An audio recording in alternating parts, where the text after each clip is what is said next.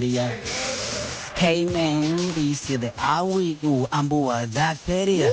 Hey, I'm just flow like never before. When I you or your daddy when it bad, bro. Tunapotuelekea miaka 53 ya hip hop. Everybody now, here we go.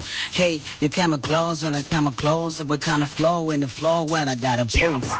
If there's a freestyle, I can freestyle like an Englishman. Okay, of course. I'm just a people like a last week to under high. It's your dead to turn the rap and don't pull the jive. I can't fly, bush, uka, man, so kama na mistari na sanuka. Leo ninataka nifanye kitu ambacho sijawahi kufanya kwenye inchi mpaka itanguka.